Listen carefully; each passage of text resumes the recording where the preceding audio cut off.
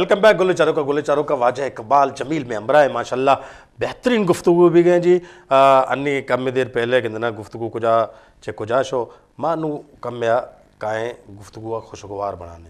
ٹھیک ہے سر, فلمیں دیکھنے کا شوق تھا؟ بہت دیکھتا تھا میں, بہت موویز. ویسے چلو پہلے آپ کو یہ پوچھ لیتے, انڈیا سے پسندیدہ ہیرو کون تھا؟ انڈیا سے انڈیا میں بہت زیادہ ایکٹر تھے, لیکن پاکستانی ایکٹرز مجھے زیادہ پسند تھے. اچھا پاکستانی؟ ہاں پاکستانی ایکٹرز مجھے بہت پسند تھے. انڈیا میں تو سو مینی, دلیپ کمار کو کہتے ہیں لیجنڈری فگر تھے دلیپ صاحب, کہ جب وہ یہ کہتے ہیں کہ کون کم بخت جینے کے لیے پیتا ہے, ہم تو صرف اس لیے پیتے ہیں کہ سانس لے سکتے. واہ واہ واہ واہ. دلیپ کمار.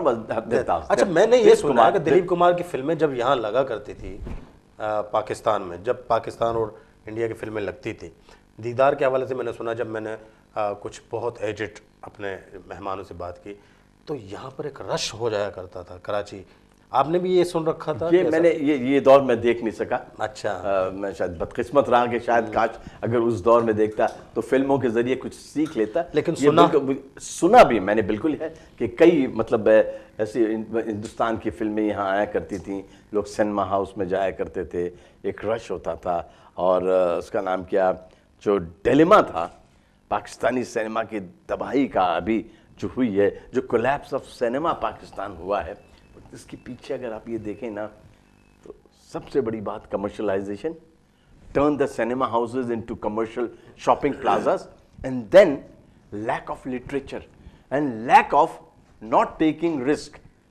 پیرل سینما کا نام ہی نہیں تھا پاکستان میں. ایک فلم بنی تھی محمد علی صاحب کی جو پیرل سینما میں تھا کہ خاموش رہو, مطلب اس کو بھی فلی طور پہ آپ پیرل سینما نہیں کہہ سکتے تھے, لیکن کوشش کی تھی کسی نے. ریاض شاہد صاحب ایک ایسے آدمی تھے جو اس ٹائپ کی فلمیں بنایا کرتے تھے. نیلو کے جو شوہر تھے, شان کے والد, وہ انہوں نے چیلنجز لیا, فلسطین پہ فلم بنائی, کشمیر پہ انہوں نے فلمیں بنائیں, اور وہ فلمیں لوگوں نے دیکھی. آپ کو یہ بتاؤں, فلم کے بعد میں آپ کو بتا رہا ہوں کہ یورپ میں آج جو جنگ سے نفرت ہے اس کے وجہ بہت بڑا رول فلموں نے ادا کیا. انہوں نے وار کے خلاف پروپیگنڈا فلمز بنائیں, پروپیگنڈا فلم بنا کے پہلے, ورنہ اٹلی, فرانس, سوئٹزرلینڈ, ان میں لڑائیاں کتنی ہوئی ہیں یورپ میں, لیکن کیا ان کے لوگوں نے سوچ کے کہا let's make movies, propaganda movies against war. اور آج دیکھیے کہ یورپ ترقی کی چال. بالکل, اس کی وجہ یہ ان کو کھانا جنگی پاکستانی سینما میں یہ تھا ریئلی دیٹ واز 65 کے بعد, 66-7 کے بعد, اٹ واز اے گولڈن ٹل 85-84 تک film were moving around like any thing. There are great stars like. آپ کے یہاں پر کون سے پسندیدہ ہیرو؟ میں یہاں I really used to love chocolate hero Waheed مراد.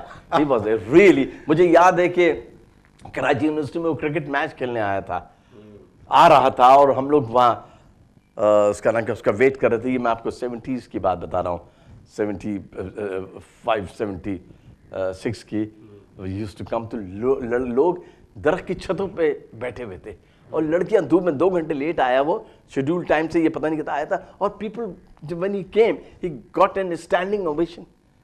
لوگ درخت سے کود کے اس کے آگے, اتنا پیار کرتے تھے. اور ایک بات ہے خاص طور پہ کراچی کا, ایک چلیو اس لیے کہ انڈسٹری belongs to لاہور.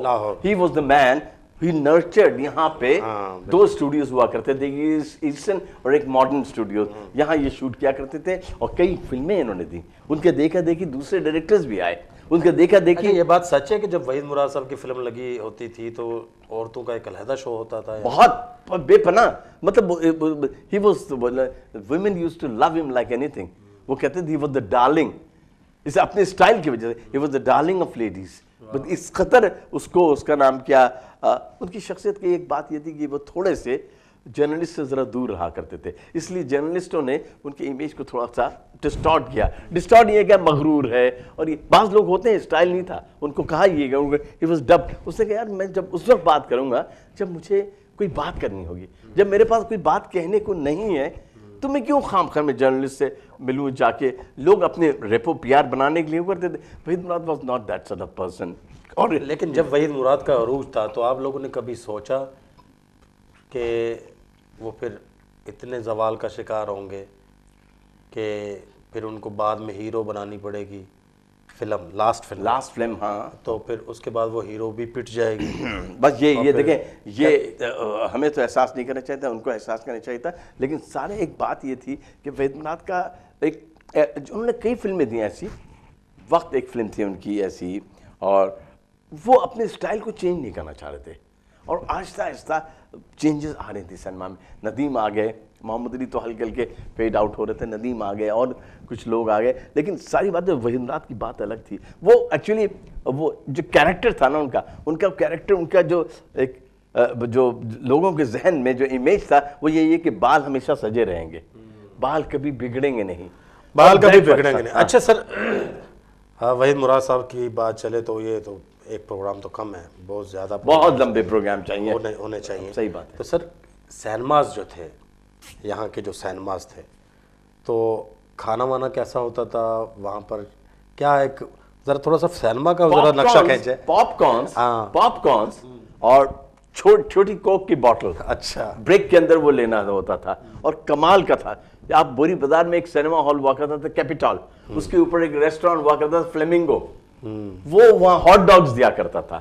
کیا ہاٹ ڈاگز ہوتے تھے، وہ برگر، اس زمانے میں یہ برگر ہوتا ہی نہیں تھا، وہاں اس کے پاس ہوتا تھا. پہلے سینما ہوتا تھا جہاں میں نے تمام خوبصورت انگریزی فلمیں دیکھی، اور کیا جینٹری آتی تھی.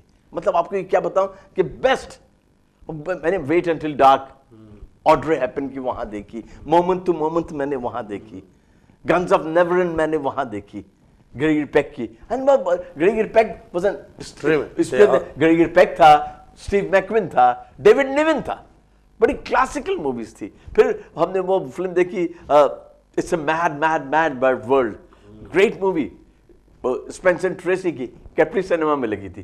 2 مرتبہ ہم نے وہاں جا کے دیکھی. یہ بیمبینو ہوا کرتا تھا، بہت ہی اچھے. لیرک سینما ہوا کرتا تھا، ناز سینما ہوا کرتا تھا. جب وحید مراد صاحب کی فلم جو تھی ارمان، وہ کوئی پتہ نہیں اس نے پلیٹینم جوبلی کر لیا وہیں اسی سینما ہال کے اندر. آج وہ I'm very sorry to say وہ کمرشل بلڈنگ بن گئی وہاں، کمرشل. لیکن یہ جو ابھی کمرشل کا ذکر آپ نے کیا ہے، اگر کمرشل بلڈنگ بنانے بھی ہے لیکن اس کے باوجود یہ بھی انسٹرکشن ہے کہ آپ اس کے اندر کوئی سینما ہال ضرور بنائیں گے، بنا سکتے ہیں آپ، بالکل، مطلب قانونی طور پہ یہ بالکل. ہاں، لیکن اس کو جو ہے نا اس کو امپلیمنٹ نہیں ہو رہا ہے. اور آپ کو یہ بتا دوں میں، آئی ٹیل یو، جس سوسائٹی سے I am very sorry to say, جس سوسائٹی سے آرٹ، کلچر، آرٹ، لٹریچر اور ایجوکیشن ختم ہو جائے نا، وہ سوسائٹی وینش ہو جاتی ہے. جس سوسائٹی سے آرٹ، کلچر اور ایجوکیشن، یہ لٹریچر اور یہ وینش ہو جائیں تو وہ سوسائٹی بھی وینش ہو جاتی ہے. بڑے بہترین. ایجوکیشن کی بات کہی، ٹائم کم ہے، شخصیت بڑی ہے، زیادہ سے زیادہ سوال کر لیں، زیادہ سے زیادہ سیکھ لیں تو اتنا اچھا ہے. سر ایجوکیشن کی بات ہے، ایجوکیشن کراچی میں ایجوکیشن کے حوالے سے جب ہم نظر دوڑاتے ہیں تو ہمیں زیادہ تر پارسی کمیونٹی کی خدمات، ہندو کمیونٹی، کرسچن کمیونٹی، ان کی بہت خدمات نظر آتی ہیں. کیا وجہ ہے کہ جو ہے اس لیول کی خدمات جو ہے وہ دیگر کمیونٹی کی طرف سے ہمیں اتنی نظر نہیں آتی؟ تو یہ لوگ جو ہے نا، انہوں نے بڑے بڑے کیا آپ مطلب ایگری کرتے ہیں مجھ سے؟ نو ڈاؤٹ، کراچی بنانے میں بالکل انہوں نے بہت بڑا رول ادا کیا. Christian community Saint Patrick's school بنایا، one of the greatest school, جہاں سے بڑے بڑے آپ کے لوگ فخر سے کہتے ہیں کہ وہاں سے پڑھ کے نکلے ہیں بہت زیادہ. سینٹ پال اسکول بنایا، لڑکیوں کا بیسٹ اسکول. ماما پارسی بنایا، one of the best schools. یہ پارسی کمیونٹی، ہاں. سینٹ جوزف لڑکیوں کے لیے one of the finest schools ابھی تک ہے. ابھی تک اس کی فیسیں وہی ہیں، 3,000 4,000 روپے. مجھے کارپوریٹ کے لیے نہیں بناتے. These are missionary schools. اور ان کا نو ڈاؤٹ اباؤٹ دیٹ کہ they have contributed very very big in the uplift of education, not only to their own communities but to the other communities, to the other people of the. اور یہاں سے جو لوگ نکلے ہیں وہ ظاہر سی بات ہے ڈفرینٹ فیلڈ کے اندر they are doing tremendous job. Education اس زمانے میں ایجوکیشن یہ نہیں تھی. my dear, I am very sorry to say it was not a. I am coming to this point. ابھی بات ہو رہی تھی ایجوکیشن کی، آپ نے جو ہے نا وہ اس کا بالکل سارا بتایا کہ یہ حکومت کا کام ہوتا ہے. حکومت کو چاہیے کہ وہ ایجوکیشن پہ توجہ دے. جس طرح توجہ دینی چاہیے تھی اس طرح حکومت دے نہیں سکی. اس لیے میں یہاں ایک بات آپ سے کہوں, دیکھیں مطلب پرائیویٹ اسکول میں اب مطلب لوگ پتہ کہتے ہیں یار پرائیویٹ اس کا گورنمنٹ اسکول میں پڑھ رہے ہیں.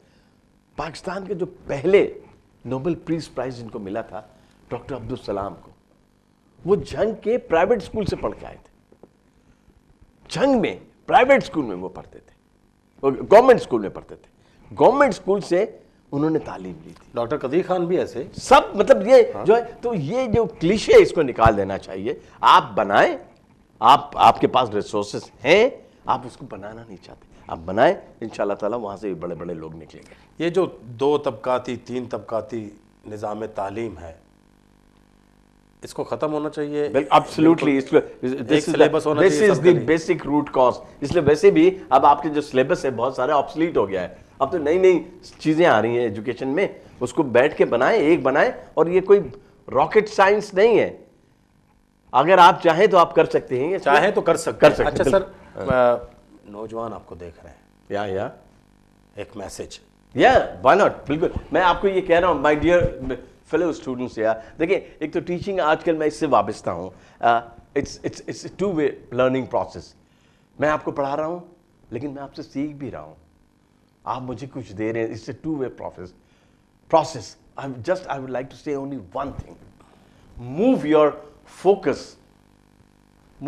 focus from competition to contribution. You won't believe. Don't defeat people. Don't try to defeat people. Try to win people. Try to win them. Thank you very much.